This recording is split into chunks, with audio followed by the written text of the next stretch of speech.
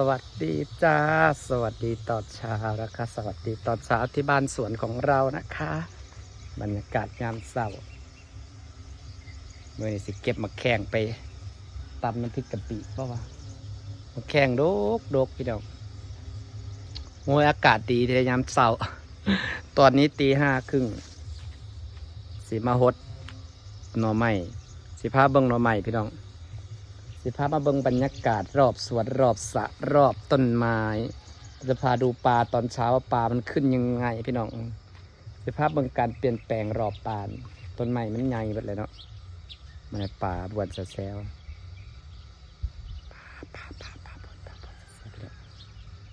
จุลินทรีย์ยังใส่บุบดเจ้าลาดเปล่าครึ่งหนึ่งบางหงกระดกแทดกกว่าลงของเมื่อคืนนี่ได้ปลาหลายพอสมควรอยู่เด้ประมาณโลก็กลัว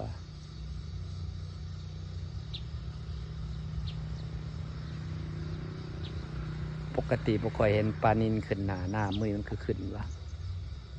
ใส่เบิ่งปลานิลขึ้นหน้าพี่น้องไปเบิ่งคลิปกับเจ้านะ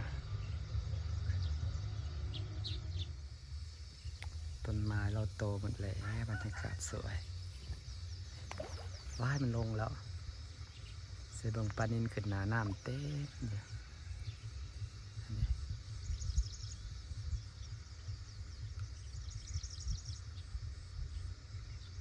น้ำกับเปิดมือเปิดลงมือเปิดลงเนาะนี่ค่ะ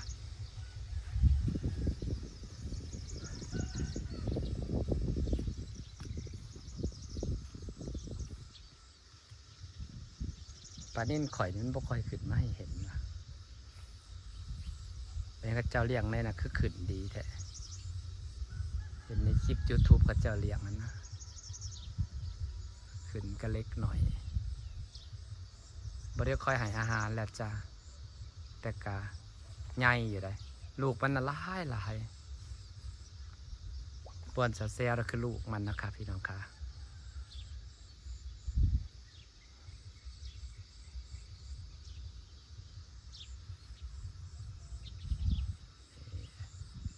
ปลาขึ้น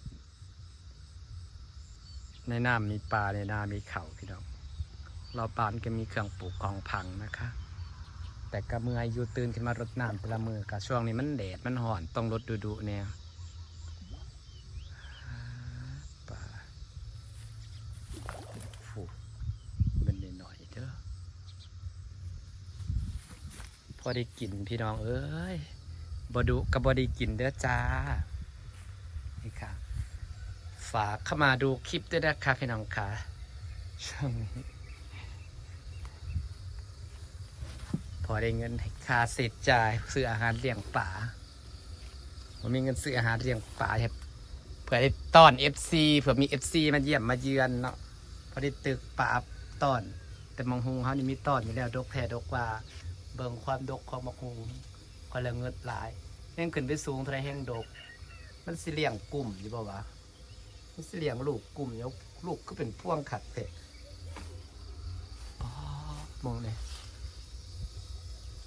โมมี่ยังอวดมีแต่ความเขียวงามรอบสวนเนี่ยพี่น้องแต่กำมืออยู่เด็ดไม่เติบหนึ่งอยู่เด็เพื่อสิได้ซ้ำนี่ก็ได้ไม่เติบหนึ่งแล้วก็ลงทุนหลายอยู่เด็เพราะว่าต้องตั้งใจขั้นสั้นกันปลูกทิมก็บ่ได้กินเด้พี่น้องต้องตั้งใจอย่างเช่นโนไม้นี่กะพอเห็นมันขึ้นมาเป็นหน่อเป็นแหนงนะเขาก็ดีใจนะพี่น้องมันกำลังสิขึ้นลำหลักลำหนึ่งเลยนี่ป้าเจ้างามอิหลีพี่น้องเจ้าบ้งสร้างแต่ไก่มะเขียนี่แหละเดี๋ยวพอมันขึ้นลำเป็นลำหลัก2-3ลำเขากระสีตัดได้แบบนี้นอนนี้ใหญ่ๆดีใจดิหดน้ำหดจนเปียกเป็นขนาดขามมือมาน้ำยังดินยังเปียกเพื่อความนางหดน้ำลายนี่ตัวนี้กำลังขึ้นนอคือกันมันขึ้นลำใหญ่จากลำแล้วมันก็สิขึ้นตามกันได้แบบนี้นี่ค่ะพี่น้องค่ะพอได้อวดพี่น้องแต่อันนี้แหละพี่น้องพอได้อวดแต่ความเคี้ยวงามนี่แหละสิพาชมรอบสวมคนเปลี่ยนแปลง FC เป็นว่าให้เอาเกลือมาใส่แต่ว่า พลาก็ได้ใส่เกลือโดดแล้วแหละแต่ก็งามๆเนี่ยต้นมะพร้าวเนี่ยว่างามสิเอาเกลือมาใส่ได้แบบนี้อันเดียวให้ฝนตกก่อนจะเอาต้นมะเขียบไปขยายปลูกตามหล่อคู่ไว้เลยเมื่อนี้ความเขียวพี่น้องเอ้ยเพื่อได้กินในจุลินทรีย์โอ้ยหมักบรรยากาศเดี๋ยวแต่ฝนกับบตกให้พี่น้องฝนบตกเลยยังกับบค่อยมีสอนซุ่มบอกเอื้อข้าเจ้าไปหายังไต่แมงจีนูนข่อยหมักกินแมงจีนูนนี่ขึ้นลำแล้วจ้าหนอนี้ค่ะข้าส่วนหมักแข่งกลับไปเอามาจากป่านเจี๊ยบมาปลูกตอนนั้นกะนี่กินน้ำบ่ทันเลยพี่น้องมันใหญ่ดกพร้อมมากนะดกเมื่อวานนี่แม่น้องตีเก็บไปใส่แกงเขียวหวานเยอะเขียวหวานเนื้อแซ่บพาพี่น้องชมการเปลี่ยนแปลงรอบบ้านนะคะโอ้ยมีแห้งในอากาศปัดสวยมากแล้วก็ฮ้อนพี่น้องแต่ก่อนมันบ่สัตว์ติดต้นไอ้มักมีนี่มันสัตว์หย่อนได้กินจุลินทรีย์ผ้าขาวเป็นหน่อไม้ใหญ่กำลังออกอันนี้ก็มาจอดสอนห่มมาบ่มีห่มอยู่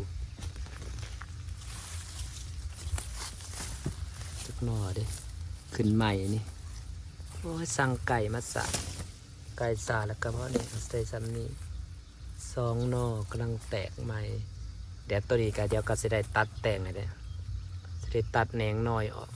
ตัดพวกกอน้อยนี่ออกเอาไว้แต่ลำใหญ่ให้มันขึ้นพวกตัวนี้น้อยสิจะได้เอาผ่ามาตัดออกกันเลย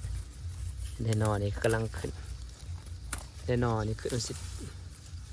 สิตัดเนี่ย2 หน่อเอาลำมันไว้หลายลำโตขึ้นยอดแล้วก็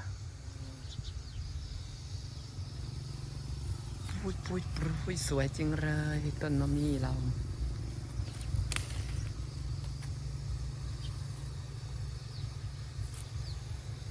ฝนไปตกในทางอื่นนี่หมักหุงเจ้าเสด็จสะออนหมักหุงต้นนี่แหละนี่เจ้าเสด็จสะออนหมักหุงต้นนี่เลยนี่เป็นพวงขับแข็ง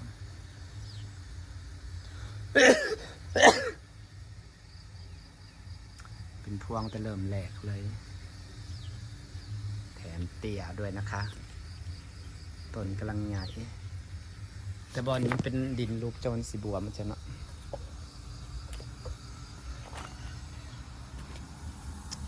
มีข่อยกันไงเลยเด้อมีข่อยกันน้อยบักไงเอาฮดหนามันดีหน่อยมันก็สีใหญ่อยู่ดอกเนาะไอเด้อันนี้ก็ใหญ่เติบเลยเด้เอาไว้3 หน่วยดูแลบางส่งก็สีใหญ่ดอกถึงต้นมันสีน้อยเพราะว่าเขาดูแลดีใบกะเพราก็เยอะแยะเลย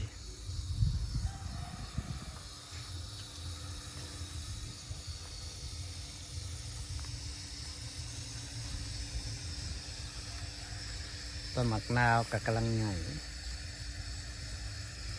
ที่ไหนก็จะได้กินแบบ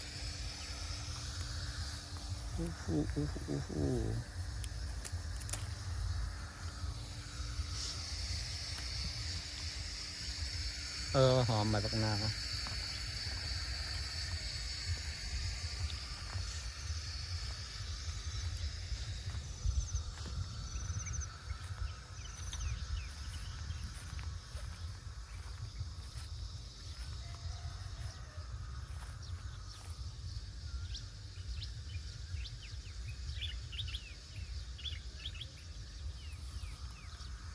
สะออนแต่ต้นอันนี้นี่ละไส้เกาหลีแหละเพียงอันนี้เลยได้พี่น้องเพียงจักระแหล่เดี๋ยวความสูงมันใส่ปุ๋ยแล้วก็หดน้ำร้ายมันสูงสัตว์ปุบใส่ขี้หมูลงไป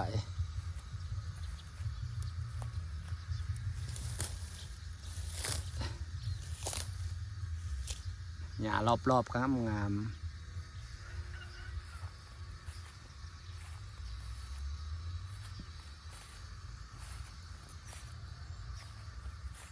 นี่ความงามมันนะป้า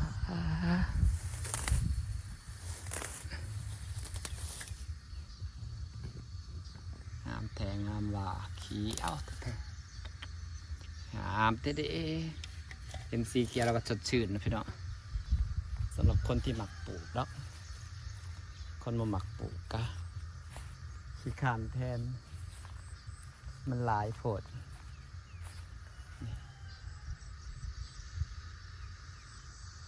นี่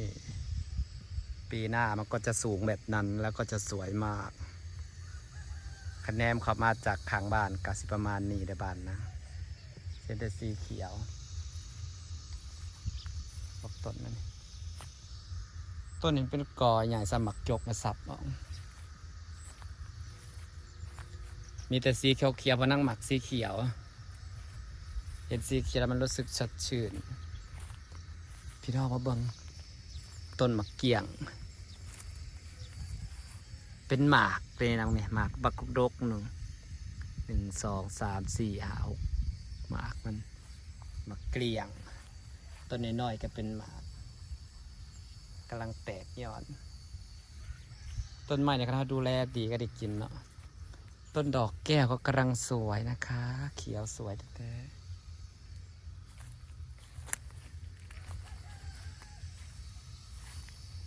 เครือมันขึ้นมามุมได้สิลกถอนเครือทิ้งตะเวนเริ่มขึ้นแล้วจ้ะมองมานี่ก็เป็นสีเขียวแดดแต่เศร้าห้อนแต่เศร้าพี่น้องเอ้ยจะเป็นกับแพงไปถึงโน่นโตขึ้นใหม่กำลังงามไซเกาหลีกำลังเขียวงามแต่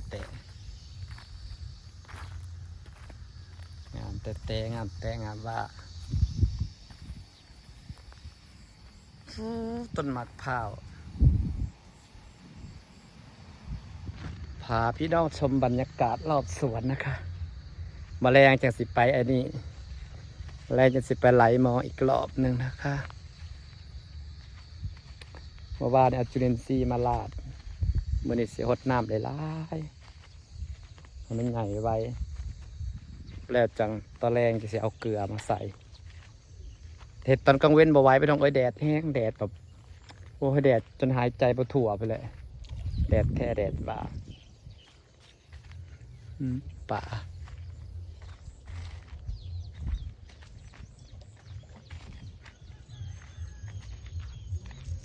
แดดจนหายใจปวดถั่วเก็บมะเขือไปใส่ส้มตำ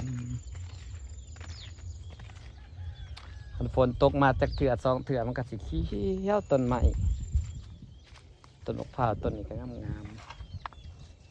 กำลังเริ่มสัตว์ต้นมะพร้าวนี่กำลังงามเลยพอได้ฮอดปีได้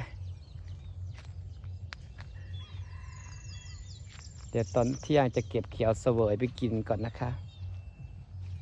บางหมากก็ซีเมนเขียวเสวยเลยเนาะนั่นบอกเขียวเสวย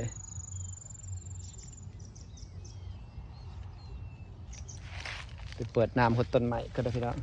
สิฝากบรรยากาศไว้ซ้ำนี่แหละจ้าพอได้อวดพี่น้องได้ซ้ำนี่แหละจ้า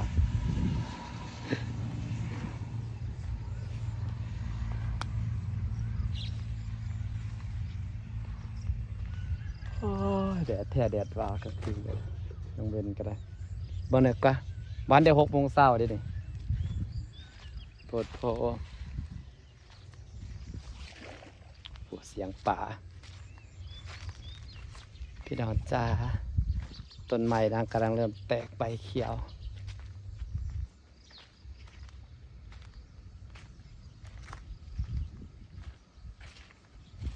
นี่นอคากานอคาก็ขึ้นลายได้ขันหมักกินนะหน้าบอกปันใดโอเคครับพี่น้องค่ะสิฝากบรรยากาศสั้นนี้และจากขอบคุณทุกคนที่ยังติดตามยังคิดถึงยังติดตามนี่ต้นมะม่วงเราก็เขียวสวยเลย